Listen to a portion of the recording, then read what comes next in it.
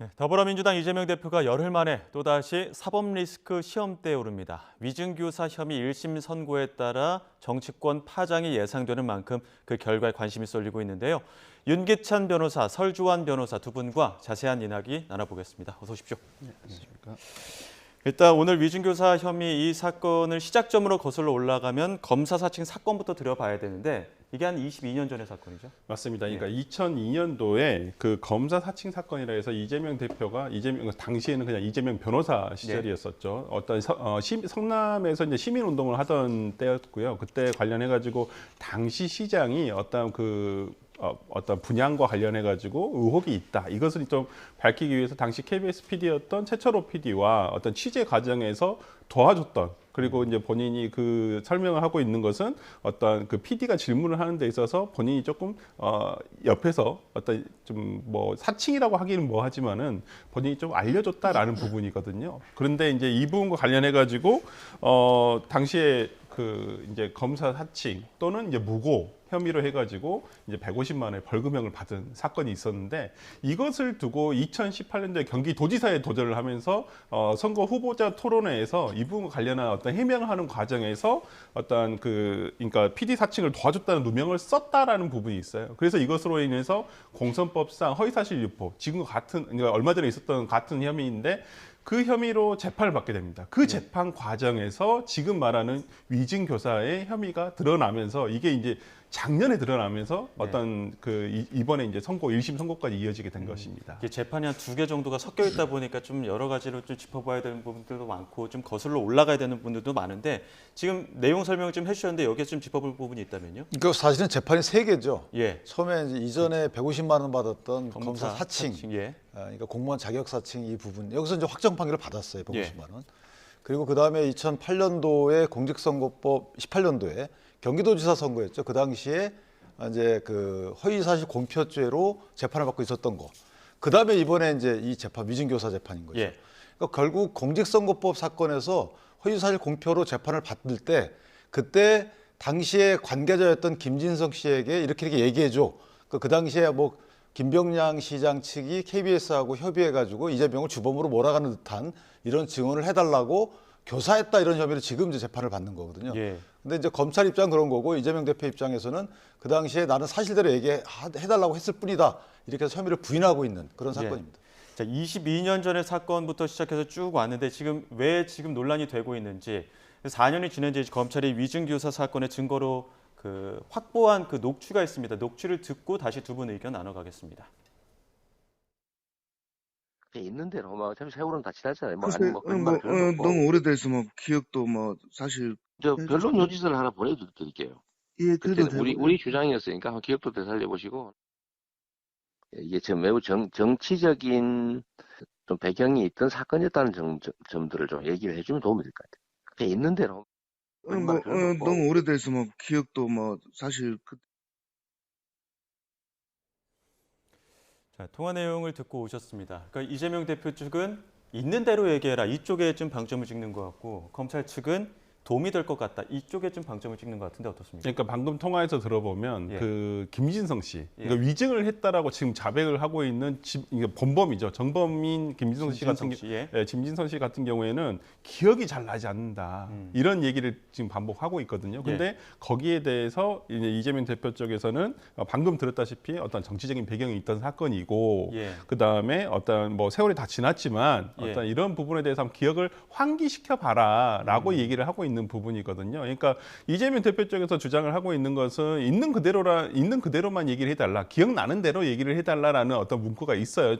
30분짜리 총 보면. 근데 그러한 것들을 이제 내세우면서 여기에 대한 것이 위증교사한 것이 아니다라고 얘기를 하고 있는 것이고, 검찰에서는 아니 위증죄라는 것은 위증을 한 사람이 기억에 반했을 때 위증이 성립을 하는 것이거든요. 그러니까 자기가 말한 사실이 진실이건 아니건 중요한 거 아닙니다. 과거에 있었던 사실에 대해서 본인이 기억하는 것을 반대로 기억과 반해서 얘기하는 것이 위증죄이기 때문에 지금 기억을 심어주고 있는 거 아니냐. 오히려 그런 점이라고 한다면 위증교사가 성립한다라고 주장을 하고 있는 부분이어서 예. 이제 재판부에서 이 두 이제 검찰과 피고인 이재명 대표 간의 어떤 주장을 어디에 더 중점을 두고 판단할 것인가가 아마 오늘 판결의 아마 주된 쟁점이 아닐까 싶습니다.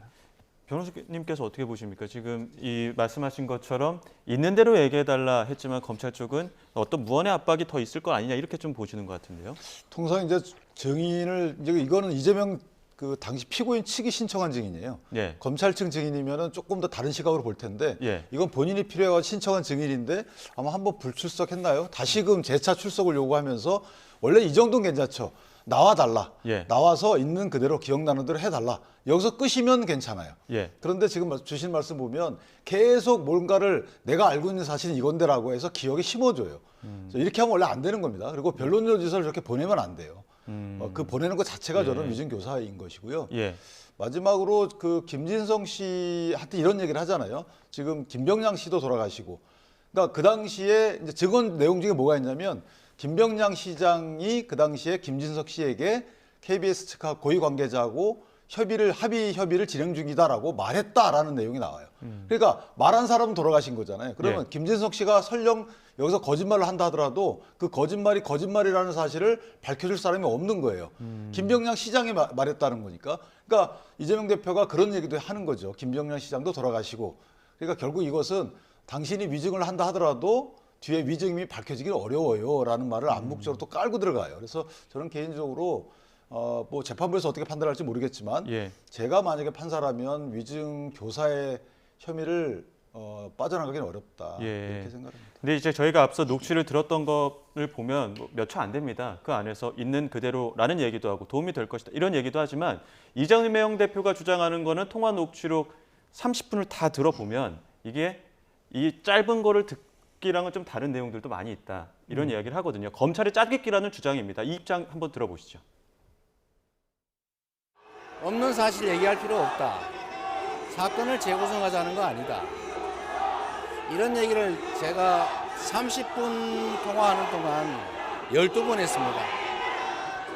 근데 검찰이 그런 내용은 다 빼고 짜집기를 해가지고 위증을 교사했다고 기소를 하니 이게 사건 조작, 증거 조작 아니고 뭐겠습니까? 앞서 윤 변호사님은 변론 요지서를 보내주려고 하는 것 자체가 위증교사의 혐의가 있다 이렇게 보셨는데 지금 이재명 대표 측은 30분 다 들으면 그렇지는 않다라고 얘기하고 있거든요. 어떻게 보십니까? 그러니까 전체적인 맥락을 한번 봐보면서 판단을 해달라는 것이거든요. 예. 뭐 이재명 대표가 방금 우리가 화면에서 봤다시피 어떤 사건의 재구성이라든지 어떤 뭐 기억에 반하는 내용, 그러니까 없는 것을 얘기해달라는 것은 아니었다는 얘기 문구는 나와요. 중간중간에 나오긴 합니다. 이제 예. 그 부분을 어떻게 해석할 것인가, 어떤 그 부분에서 위증교사를 하지 않았다라고 고의성을 부정할 것인가에 대해서 이제 판단을 할 것인가는 이제 오늘 재판부가 그것을 판결문으로서 보여줄 거라 생각을 하고요. 근데 이제 저는 변호사로서는 약간 그 증거 조작을 했다든지 짜집기를 했다는 부분은 조금 이재명 대표 측에서의 억울함을 표시하는 저는 표현이라고 생각을 합니다. 왜 그러냐면 그 짜집기를 했다고 하니까 법정에서 이 30분짜리 녹음 아까 우리가 통화 내용을 다 틀어봤어요. 그러니까 전혀 원본 자체를 그냥 틀어봤기 때문에 어떤 증거 조작이라든지 뭐 어떤 증거에 대한 짜집기라든지 이런 부분은 조금 이렇게 그건 재판부가 받아주지는 못할 것 같다라는 생각은 좀 개인적으로 듭니다. 그래서 그 부분과 관련해 가지고는 어떤 그 통화 내용이 원본 파일이 뭐 편집이 됐다든지 오히려 이런 부분을 지적을 한다고 한다면 편집됐으면 약간 조작의 가능성이 있거든요. 없는 말을 빼버렸다든지 아니면 불리한 말을 어떤 제거할 수가 있는데 편집에 대한 부분에 대해서 동의가 됐다고 한다면 아마 지금 1심 재판에서는 그 부분과 관련해가지고 어떤 논쟁이 되지 않은 걸로 봐서는 뭐 이 그 통화 녹취 파일이 어떤 손이 대졌다. 어떤 인위적인 누군가의 어떤 외부적인 어떤 그 조작이 됐다라고는 지금 안 된 것 같아요 보니까 그렇기 때문에 어떤 증거 조작이라든지 이런 부분은 조금 이제 이재명 대표가 조금 본인의 억울함을 표현하는 저는 하나의 그냥 표현이라고 생각을 합니다. 어차피 재판부에서는 원본을 듣기 때문에 이재명 대표의 짜깁기라는 주장보다는 오늘 재판 결과에 더 주목해야 되는 부분이 있다는 말씀을 해주신 건데요. 자, 위증교사 혐의의 그 쟁점 중에 하나가 과연 당시 김진성 씨의 그 증언이 재판에 어떤 영향을 미쳤을 것이냐 이 부분이 중요한데 영향을 미쳤습니까?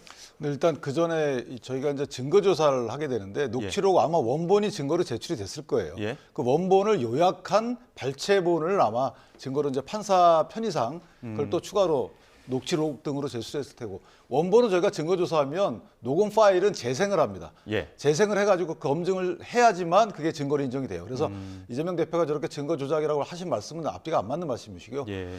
그다음에 그 당시에 공직선거법 사건에서 물론 무죄를 인정한 취지는 내가 누명을 썼다라는 것은 이건 의견 표명이지 사실의 적시 등이 아니기 때문에 사실의 표명 등이 아니기 때문에 공직선거법상 그 해당 조에 해당하지 않는다 이렇게 취했어요. 그런데 더 나아가면 판사가 편하게 그렇게 판결한 그 기초를 깔아준 건 있을 수 있죠. 왜냐하면 김진석 씨가 나와가지고 사실 누명 쓴 듯한 여러 가지 말을 하거든요. KBS 측이 당사자로 하게 되면 사실은 김명장 시장 측에서 좀 버겁고 하니까 이재명 측으로 몰아가자 이런 분위기였죠. 이런 증언들이 막 나오거든요. 그렇다면 이게 누명을 쓴 듯한 얘기이기 때문에 사실 인정 여부를 떠나서 뭔가 무죄로 가는 듯한 재판부의 심증 형성에 도움을 줬을 거예요. 또 하나는 이게 사실이라고 볼 수 있는 것이 그 검사 사칭을 도운 누명을 썼다라고 얘기를 해요.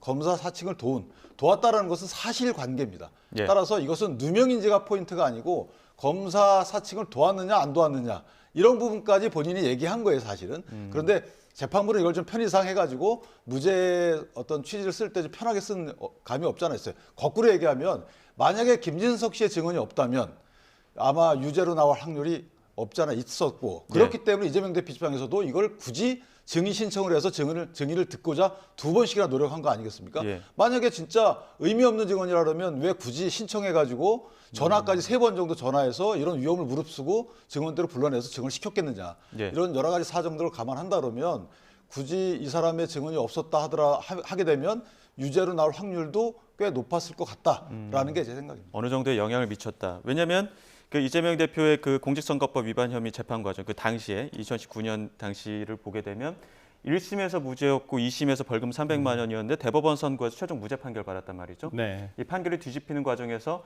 해당 증언에 영향을 미쳤느냐 이 부분인데 윤 변호사님은 없지 않아 있었을 것이다 이렇게 말씀하셨는데 설 변호사님 어떻습니까? 그러니까 직접적인 영향은 없었을 거라고 봅니다. 네. 당시에 이게 쟁점이 됐던 것은 아니고요. 예. 어떤 그 이 사건에서 가장 당시에 경기도지사 어떤 허위 사실 공표로 이제 그 사건 그 재판에서 가장 이제 쟁점이 됐던 부분은 이제 형 강제 입원과 관련해 가지고 이제 그 부분이 가장 뒤집힌 부분이거든요. 예. 이제 뭐 물론 뭐 김진성 씨가 당시 위증을 했다라는 부분이 결정적인 요건은 안 되더라도 간접적인 영향을 미칠 수는 있기 때문에 뭐 이 부분은 어떻게 판단할 것인가요? 왜냐하면 위증죄에 있어서 가중 요소가 있는데 그 중에 그 가중 요소 중에 하나가 그러면 이 재판에 얼마만큼 영향을 미쳤느냐 위증 자체가 이것이 굉장히 중요하거든요. 근데 그 부분과 관련해 가지고 이것을 가중 요소로 볼 것인가? 그러니까 직접적인 그러니까 일반 가중 요인이 있고 특별 가중 요인이 있는데 일반 가중 요인에서 이 부분을 어디다 볼 것인가에 대해서는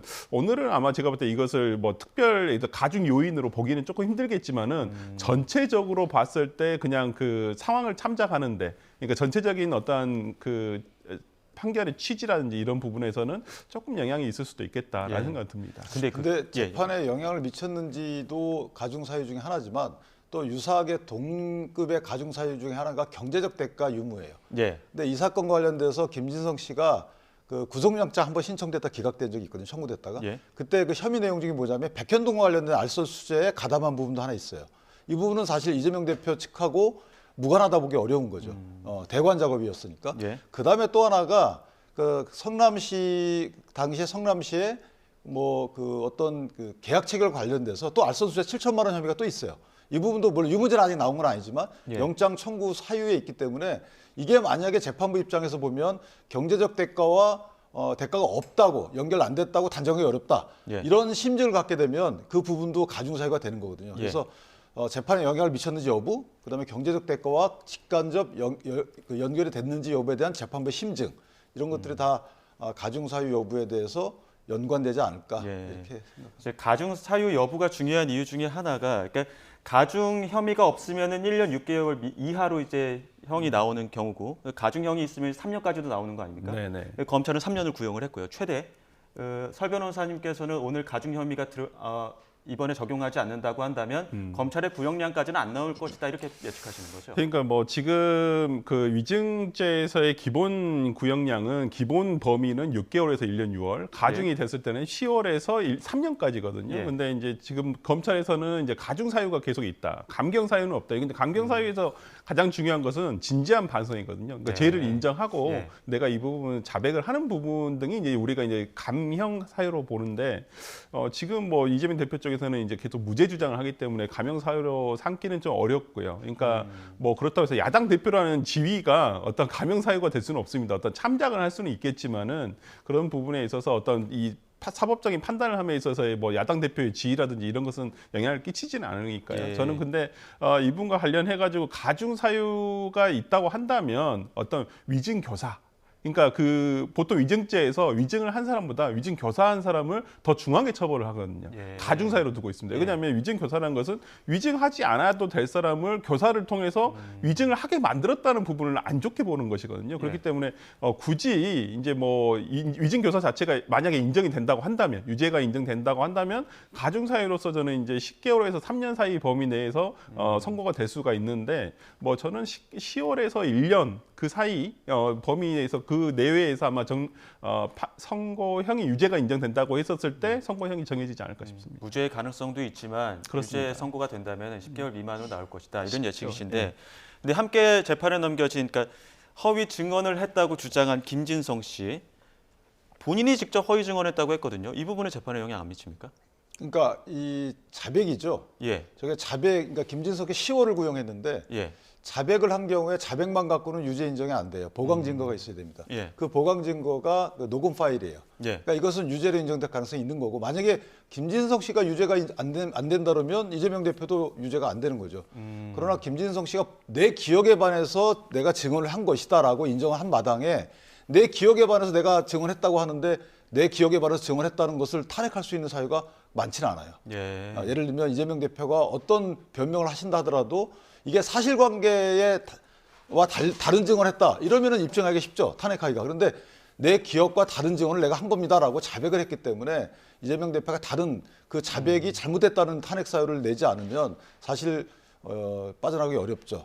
예. 또 하나는 이제 그 가중 사유는 많이 있는데 감경 사유는 많이 없어요. 그래서 집행유예를 붙이기 어려운 거고 예. 다만 법률적 감경 사유 하나는 그 취지를 본다면 저희가 그 형법 39조에 보면 원래 동시에 재판받았을 사건인데 한 사건이 먼저 확정이 돼요. 그러면 다음 사건은 사실은 감경을 해주거든요. 예. 근데 공직선거법은 실제 2021년도나 2022년도에 있었던 사건인데 먼저 판결을 받았잖아요. 1심이지만.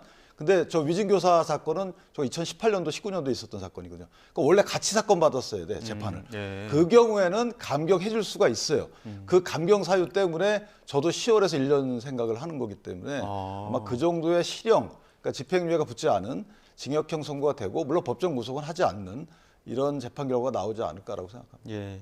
그러니까 지금 설 변호사님과 마찬가지로 무죄를 가능성에 둔 유죄가 나온다고 해도 10개월 미만으로 보시는 거죠? 10개월 이상으로 봅니다. 10개월 이상으로 보십니까? 그 10개월 이상으로 보는 이유를 조금 구체적으로 좀 다시 한번 설명해 주세요. 제가 아까 말씀드린 대로 이건 가중 사유에 해당하는데 가중 사유에 해당하기 그러니까 때문에. 형법 39조의 취지를 살려서 재판부가 형량을 조금 다운시킬 것이다. 그래서 아마 실형의 선고가 있고 집행유예가 예. 붙지 않는 이유는 예. 집행유예를 선고하려고 그러면 양형 사유가 있어야 돼요. 예. 뭐 범행 후의 정황, 예를 들면 자백을 한다든가 반성한다든가 이런 게 없으시잖아요. 예. 그다음에 범행 동기는 본인이 경기도지사를 유지하려고 하셨던 거기 때문에 동기도 지극히 개인적이에요. 그다음에 범행 수단 좋지 않죠.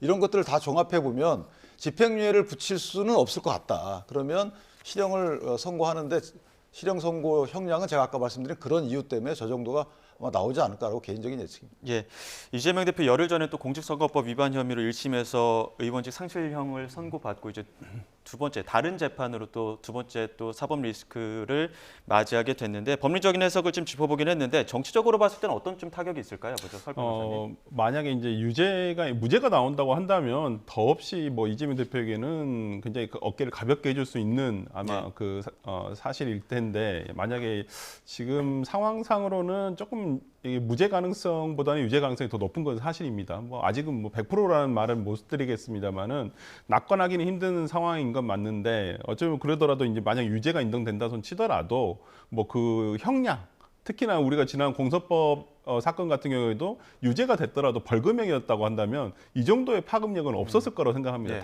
근데 굉장히 공직선거법상 징역형이 나오는 경우는 굉장히 드물기도 하거니와 굉장히 중형에 해당하거든요. 근데 이번 사건과 같은 경우에는 벌금형을 받으면 이재명 대표의 어떤 그 지금 신분상의 지위상 앞으로도 뭐 선거에 나가는 이런 것은 전혀 미치지 않습니다. 하지만 징역형 그것도 이제 예를 들어서 1년 6개월 정도 아니면 1년 6개월이 넘는 형이 나왔다고 한다면 굉장히 중형에 해당할 거라고 생각을 하고요. 만약에 예. 그렇다고 한다면 뭐 민주당에서 당분간은 뭐 이렇게 어떤 정치적인 뭐 여동이 치지는 않을 거라고 생각합니다. 왜 그러냐면 과거에도 이재명 대표가 경기도지사 시절에 1심에서 아까 우리가 봤다시피 1심에서 무죄, 2심에서 유죄, 3심에서 무죄를 받은 경우가 있었어요. 예. 그러한 전력이 있었기 때문에 아마 최종심까지는 기다려야 된다라는 어떤 임정 내에서는 오히려 구심력이 더 강해지는 요인이 될 것이라고 보고 뭐 그렇지만 이게 이제 1심을 굉장히 오랫동안 했단 말이에요. 공선법도 2년이 넘는 동안 했고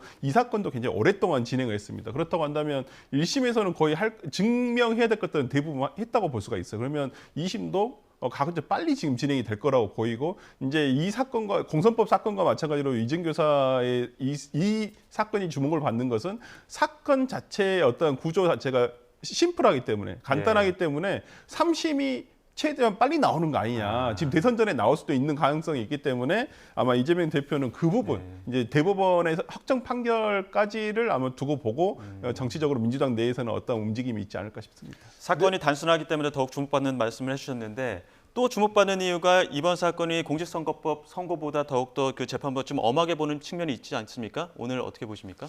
근데 이제 아까 제가 예상한 그런 형량이 예상하지만 정치적인 타격은. 근데 만약에 형량에 따라서는 상당히 이재명 대표가 앞으로 처할 위치가 달라져요. 예를 들면 집행유예 판결이 난다고 치면 1년에 2년 나오죠. 예. 그러면 이재명 대표가 항소를 안 할 수도 있어요. 이게 2027년도 3월 3일 날 대선이 있단 말이에요. 예. 그러면 2027년도 3월 2일까지만 피선거권을 회복하면 되는데 만약에 오늘 판결이 나요. 집행유예 판결이 나게 되면 1년에 2년 나죠. 예. 그러면 바로 항소를 안 하고 확정이 되면은 2년 전에 이게 실효가 돼요. 그럼 피선거권이 확보가 되는 거죠. 예. 근데 3년 만약에 뭐 1년에 3년 집행유예형이 나왔다. 그럼 그건 안 되는 거예요. 이런 식으로 집행유예가 나오게 되면 집행유예 기간이 얼마 붙느냐에 따라서 예. 이재명 대표가 계속 다투느냐 아니면 항소 포기를 하고 피선거권을 지키는 쪽으로 가느냐, 그러니까 조기 회복하는 쪽으로 가느냐, 예. 이것과 관련된 또 생각이 달라질 거고, 물론 검사가 항소할 여지도 없잖아 있죠. 왜냐하면 저희가 그 피선거권 박탈되는 것이 금고형의 형을 받고 실효되면은 실효되는 게까지는 피선거권이 없는 거거든요. 근데 집행유예 판결을 받게 되면 집행유예 기간이 도가하잖아요. 그럼 형의 선고 효력이 없어져요. 실효하고 똑같아지는 거죠. 그러니까 2년이 지나면 피선거권이 회복되는 거죠. 따라서 2년의 기산점을 어디 두느냐에 따라서 이재명 대표가 당에서 갖는 장악력이 달라질 수 있다. 그래서 항소를 포기하는 그런 결과가 나올 수도 있어요. 예. 자, 그 부분까지 한번 오늘 좀 주목해서 재판 결과를 좀 지켜보시면 좋을 것 같습니다. 지금까지 윤기찬 변호사, 설주환 변호사 두 분과 함께했습니다. 고맙습니다.